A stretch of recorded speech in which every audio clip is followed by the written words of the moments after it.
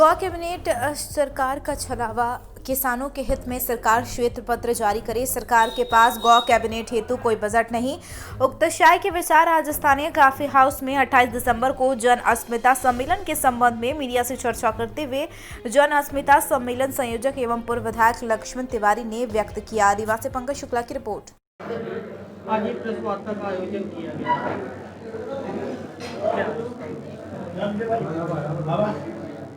सरकार का गौवंश और गौधन योजना छलावा है, दिखावा है।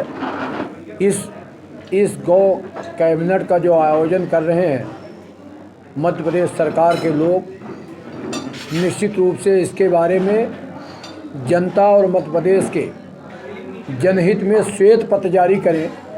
जिस सरकार के पास गौवंश और गौ कैबिनेट के लिए कोई एक ढेला नहीं है, ना कोई बजट है, ना कोई बजट में प्रावधान है, ऐसी कैबिनेट, चूँकि मैं विधायक दल का नेता रहा हूँ, शिवराज सिंह जी, ऐसी कैबिनेट औचित्यहीन है। और लोगों को एक दिखाने के लिए ये हमारी जो मांग लगातार चल रही है जनहित में कि गोबर प्लांट लगाया जाए, गोबर क्रय किया जाए, विंध्य प्रदेश बनाया जाए। हमारे पास समस्त सुविधाएं विंध्य प्रदेश में रेवेन्यू से लेकर जो एक राज्य को संचालित करने के लिए वन संपदा से लेकर वित्तीय व्यवस्था से लेकर खनिज संपदा से लेकर और अनेक तरह के उद्योग जो यहाँ स्थापित करके और बिजली, यहाँ तक कि यहाँ की विंध्य की बिजली दिल्ली में मेट्रो ट्रेन चला रही है। ऐसे में विंध्य प्रदेश की लगातार उपेक्षा, चाहे वो सामाजिक हो, चाहे आर्थिक हो और चाहे राजनैतिक हो, और जब लगातार विंध्य की उपेक्षा कर रही है, अब विंध्य के जवाबदार नेता इस पर कोई बोलने के लिए तैयार नहीं है, जन आवाज़ बनने के लिए तैयार नहीं है।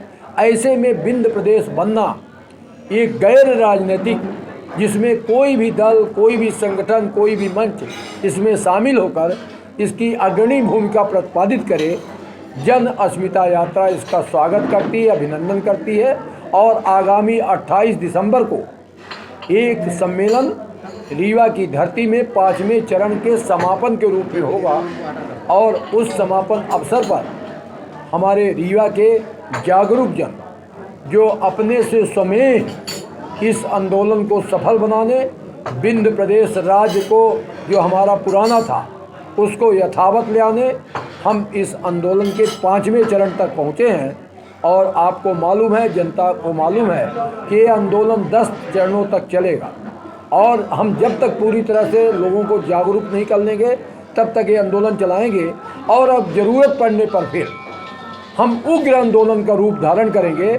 और मेरी ये मांग है कि जिस तरह देश के किसान पूरे देश के लिए, किसानों के लिए, नौजवानों के लिए आज 10 दिन से धरने पर है, आंदोलनरत है, मेरा उनको समर्थन है। और सरकार को चेताना चाहता हूं कि 45 रुपये डीजल का दाम 90 रुपये में बेच रहे हो, मतलब 45 का डीजल और 45 का राज्य और केंद्र मिलके जीएसटी लेना, ये कहाँ तक का रुके। आप यहाँ चाक घाट के बॉर्डर के आगे जाइए, 9 रुपये 80 पैसे वहाँ डीजल सस्ता है।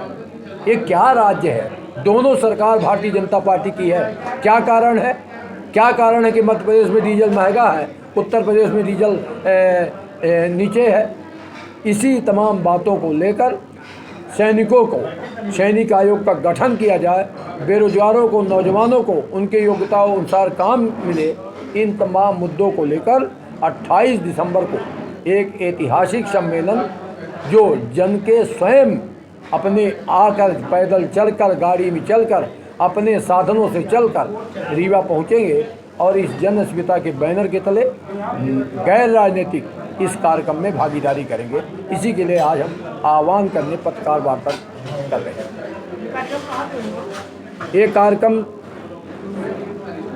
राज ऑडिटोरियम के मैदान पर होगा और इसकी रूपरेखा हम बैठ कर अपने पदाधिकारियों से हम इसकी चर्चा करके बनाएंगे। मैंने भी न केवल प्रस्ताव बल्कि शून्य निकालने में, ध्यानाकर्षण में, रिकॉर्ड 100 वर्ष तक विधानसभा में रखे जाते हैं लाइब्रेरी में, हमने प्रयास किया था और आज भी मेरा प्रयास है। और गाए गाए गीत ब्याह होता है, पत्थर भी कर्मठ लेता है। और अब तो मेरा नारा है कि जो विंध्य प्रदेश की बात करेगा वही विंध्य में राज करेगा, जो विंध्य के कल्याण की बात करेगा वही विंध्य में राज करेगा। ये गूंगे बहरे जितने भी विधायक और सांसद हैं, ये अपने निजी स्वार्थ में और पार्टी के बैनरों तले दबे होकर ये जन आवाज़ नहीं बन रहे हैं। आने वाले समय में इसका खामियाजा जनता उनको भुगताएगी, ऐसा मेरा विश्वास है। कौन सन में रखे हैं दादा? ये दादा जब स्पीकर थे 2010 मार्च सन 2000, शासकीय प्रस्ताव सन 10 मार्च 2000, हाँ 2002 को 2000 में, और अशासकीय प्रस्ताव पास होके वहाँ जा चुका है होम मंत्रालय, होम मिनिस्ट्री। वहाँ पर भी हम लोग गए विंध्य प्रदेश की मांग को लेकर। और आपको मालूम है, जनता को मालूम है कि ये आंदोलन 10 चरणों तक चलेगा और हम जब तक पूरी तरह से लोगों को जागरूक नहीं कर लेंगे तब तक ये आंदोलन चलाएंगे। और अब ज़रूरत पड़ने पर फिर हम उग्र आंदोलन का रूप धारण करेंगे।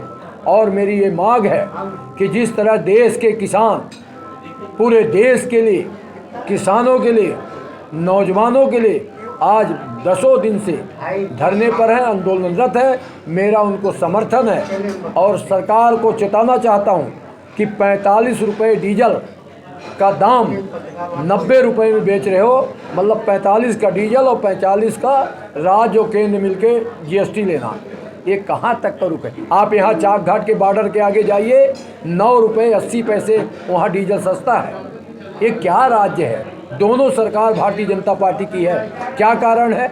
क्या कारण है कि मध्य प्रदेश में डीजल महंगा है, उत्तर प्रदेश में डीजल नीचे है? इसी तमाम बातों को लेकर सैनिकों को सैनिक आयोग का गठन किया जाए, बेरोजगारों को, नौजवानों को उनके योग्यताओं अनुसार काम मिले। इन तमाम मुद्दों को लेकर 28 दिसंबर को एक ऐतिहासिक सम्मेलन जो जन के स्वयं अपने आकर, पैदल चलकर, गाड़ी में चलकर, अपने साधनों से चलकर रीवा पहुंचेंगे और इस जन अस्मिता के बैनर के तले गैर राजनीतिक इस कार्यक्रम में भागीदारी करेंगे। इसी के लिए आज हम आह्वान करने पत्रकार वार्ता कर रहे हैं। ये कार्यक्रम राज ऑडिटोरियम के मैदान पर होगा और इसकी रूपरेखा हम बैठ कर अपने पदाधिकारियों से हम इसकी चर्चा करके बनाएंगे।